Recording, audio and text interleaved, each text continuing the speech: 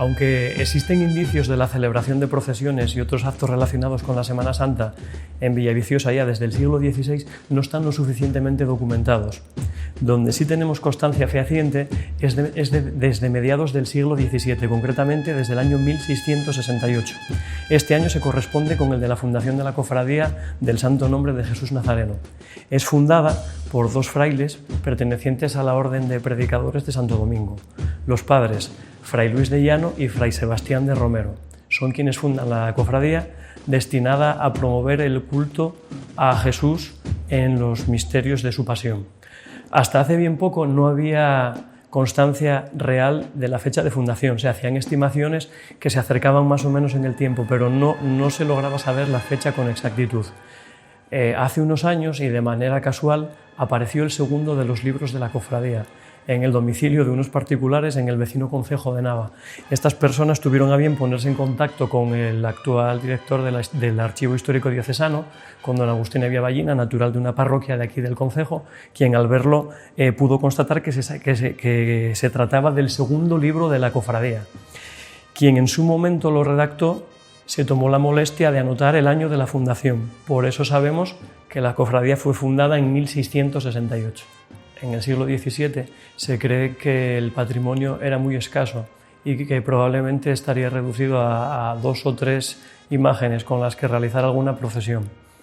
A lo largo de los años, y conforme va avanzando el siglo XVIII, ya empieza a aumentar el patrimonio cofrade y se tiene constancia ya, puesto que llegó a nuestros días y hay documentos ya gráficos, que en torno a la década de los años 30, que fue cuando todo finalmente desapareció durante la Guerra Civil, la cofradía contaba con 11 pasos.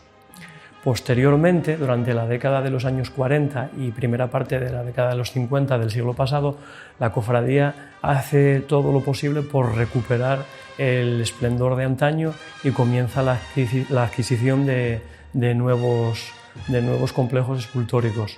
Por ello, y también debido al marco social de la época, las procesiones de la década de los años 50 y 60 se recuerdan de una manera especial, como de un fervor y de una participación fuera de lo normal, que vinieron mermando un poco a lo largo de la década de los 70 y de los 80, pero que felizmente fue recuperándose nuevamente a partir de la década de los 90 del siglo pasado y hasta la actualidad. Y actualmente la cofradía dispone de 17 pasos procesionales, de los cuales 5 son especiales para niños. Tradicionalmente, el día de Viernes Santo, aprovechando la afluencia masiva de gente en la villa, se celebraba un mercado también, con lo cual no solamente el Viernes Santo era día de sermón y procesiones, sino que había un ambiente marcadamente festivo en Villaviciosa, al que acudía vecinos del resto de parroquias del concejo. Es por esto que la imagen tradicional que ha quedado grabada en la memoria de muchos de los cofrades, que actualmente son gente ya de una edad, de filas perfectamente delimitadas y marcadas, hombres por un lado, mujeres por otro, corresponde a una época determinada. Antiguamente, con el mercado que se celebraba, el ambiente era totalmente festivo. Tenemos un documento gráfico del año 1926 donde se ve claramente que sí, la procesión discurre por la calle, pero el jolgorio y la algarabía que se genera alrededor nada tiene que ver con la imagen de décadas posteriores.